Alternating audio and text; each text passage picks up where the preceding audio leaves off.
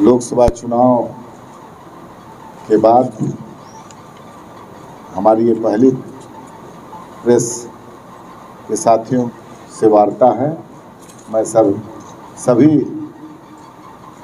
पत्रकार जो आज आए हैं सबका मैं स्वागत एवं अभिनंदन करता हूं इस प्रेस वार्ता में। साथियों, जिस तरह से लोक जनशक्ति पार्टी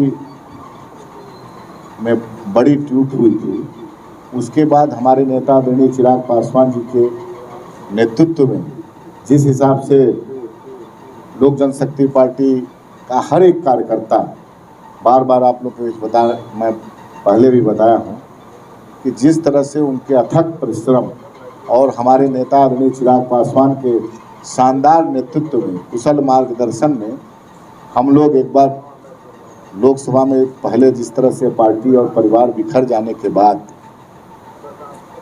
सभी कार्यकर्ता के बदौलत, उनके अथक परिश्रम और नेता के हमारे आदरणीय चिराग पासवान जी के शानदार नेतृत्व में बिहार में पुनः हम लोग की पार्टी, पुराना जो हम लोग के संस्थापक स्वर्गीय रामविलास पासवान जी के समय से स्ट्राइक रेट 100% का था, उसको हम लोग जारी रखे हैं। इसके लिए हम अपने नेता और सभी हमारे जो कार्यकर्ता बिहार के पदाधिकारी हैं, मैं सबका आपके माध्यम से स्वागत अभिनंदन करता हूं। और जिस तरह से हम लोग 5 सीट हम लोग को एनडीए गठबंधन में मिला और लगभग 1 सीट हम लोग थोड़ा मार्जिन 1 लाख से नीचे थी, लेकिन बाकी सभी सीटों में शानदार सफलता हमारे कार्यकर्ता, हमारे प्रत्याशी किए। और स्ट्राइक रेट हम लोग का जो पहले से 100% था रहा। उसके बाद हमारे आदरणीय राष्ट्रीय अध्यक्ष जी पहली बार, तीसरी बार जब नरेंद्र भाई मोदी का शपथ ग्रहण हुआ, उस कैबिनेट में वो हिस्सेदार बने। हमारे नेता चिराग पासवान जी पहली बार भारत सरकार में कैबिनेट मंत्री बने। इसके लिए इसमें भी पार्टी में कल एक बैठक हम लोग किए थे, जिसमें सभी हमारे जिलाध्यक्ष और सभी प्रकोष्ठ के हमारे प्रदेश अध्यक्ष आए थे। और पार्टी में बहुत खुशी है और पार्टी में बड़ा उत्साह है के कार्यकर्ताओं में। अब जैसा कि आप लोग को मालूम है कि आने वाले लगभग अगले साल विधानसभा का भी चुनाव है। कल एक बैठक हुई, इसमें हम लोग अपने सभी सांसदों को, अपने राष्ट्रीय अध्यक्ष जी को हम लोग 29 तारीख को श्री कृष्ण मेमोरियल हॉल में एक कार्यक्रम नवनिर्वाचित सांसद और भारत सरकार के कैबिनेट मंत्री बनने पर अपने राष्ट्रीय अध्यक्ष जी का, उनका अभिनंदन, और बिहार से सभी हमारे प्रमुख कार्यकर्ता आएंगे, नेता आएंगे, उनका भी हम लोग अभिनंदन का एक कार्यक्रम रखे हैं। आप लोग के माध्यम से मैं बताना चाहता हूं, 29 तारीख को 11 बजे से श्री कृष्ण मेमोरियल हॉल में हम लोग रखे हैं। उसमें हमारे सभी आएंगे, सभी हमारे कार्यकर्ता आएंगे, हमारे नवनिर्वाचित सांसद आएंगे और हमारे राष्ट्रीय अध्यक्ष जी जो पहली बार भारत सरकार के कैबिनेट मंत्री बने हैं वो भी आएंगे। उनका स्वागत सम्मान समारोह होगा।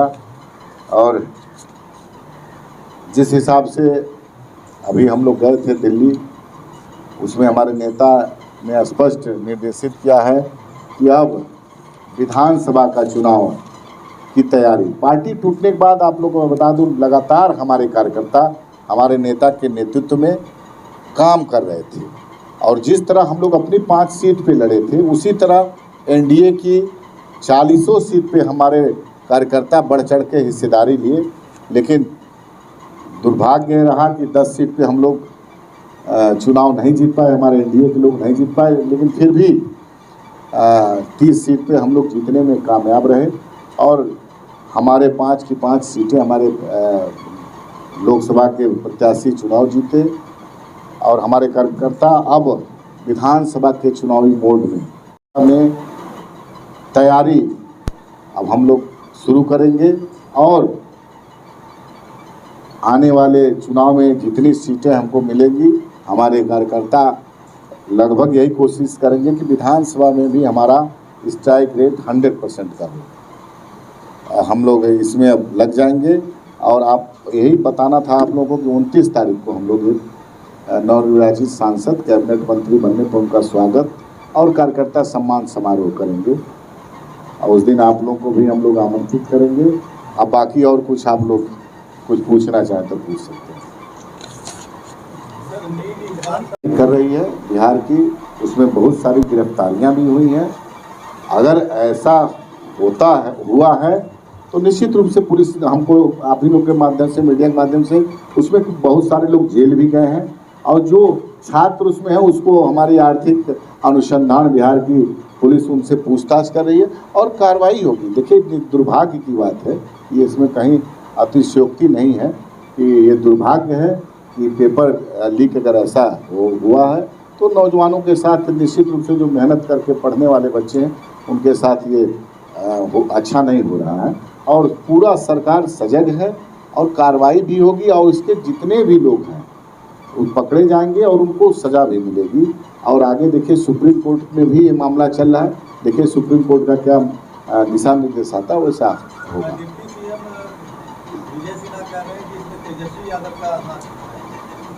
देखिए, पुलिस अनुसंधान में है।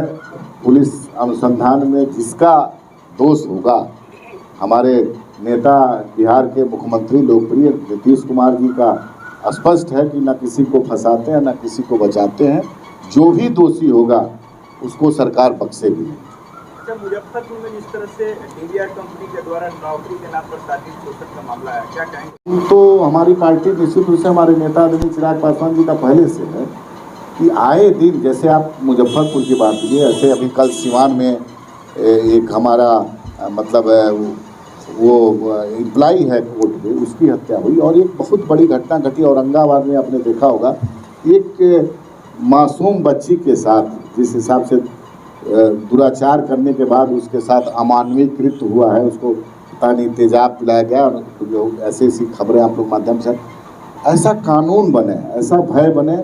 और गिरफ्तारियां भी हुई है। और बिहार पुलिस हमको लगता है कि हमारे मुख्यमंत्री इसके प्रति हैं कि उनको तुरंत जेल भेजना ही पहली प्राथमिकता नहीं है। जेल भेज करके तुरंत स्पीडी ट्रायल में, हमारे नेता चिराग पासवान जी स्पष्ट रूप से पहले भी कह चुके हैं कि ऐसे घटनाओं पर गिरफ्तारी के साथ साथ त्वरित स्पीडी ट्रायल करा करके उनको सजा, और ये हमारी पार्टी की प्राथमिकता है। और निश्चित रूप से नीतीश कुमार जी की सरकार में ये पूरा होगा। विधायक भी रहे हैं और हमको लगता है कि वो आए थे, राष्ट्रीय अध्यक्ष जी से भी मुलाकात हुई, लेकिन चूंकि वहाँ से जदयू की सीट थी और जदयू की वहाँ पर एमएलए थी जनता दल यूनाइटेड से, लेकिन वो आखिरी समय में इस्तीफा दे करके, इस हिसाब से हमारे नेता के बीच बड़े नेता जदयू के लोगों से बात हुई तो जनता दल यूनाइटेड का वो सीट था। जनता दल यूनाइटेड वहाँ से चुनाव लड़ रहा है और उनको हम लोग नहीं लड़ा पाने में, मतलब गठबंधन धर्म की मर्यादा है ये, लेकिन उसके बाद उन्होंने त्यागपत्र दिया है और उन्होंने पद और सदस्यता से इस्तीफा दिया और चुनाव लड़ रहे हैं। नहीं, बगावत नहीं कह सकते इसको। मान लीजिए चुनाव लड़ते आ रहे हैं और हमसे भी मिले थे, हमसे मिलने के बाद उनसे बात हुई, लेकिन जिस समय चुनाव लड़े थे उस समय हम लोग का गठबंधन जदयू के साथ नहीं था। आज जदयू के साथ गठबंधन है। ऐसी परिस्थिति में जदयू की सीट वहाँ से विनिंग सीट है। ऐसी परिस्थिति में हम लोग अपने पार्टी को लड़ाने में कहीं से हम लोग की दिक्कत थी। हम लोग गठबंधन धर्म की मर्यादा मानते हैं तो हम लोग नहीं लड़ाए, तो स्वतंत्र है वो पार्टी से त्यागपत्र देने के बाद चुनाव लड़ रहे हैं अपना। वोट नहीं देंगे तो काम नहीं होगा, कैसे देखते हैं? नहीं, ये देखिए, ये उनका क्या है बयान हमने सुना नहीं है, लेकिन निश्चित रूप से लोकतंत्र की यही खूबसूरती है कि जो मत दे नहीं दे सबके माननीय लोग होते हैं। और मान लीजिए विकास डेवलपमेंट होता है तो किसी चिन्हित करके नहीं होता कि ये हमारे वोटर हैं। हमको लगता है हर गांव में अगर 50 आपके समर्थक हैं तो 2, 4, 5 नहीं भी रहते हैं, लेकिन काम में सरकार सबकी होती है, विधायक और सांसद सबके होते हैं।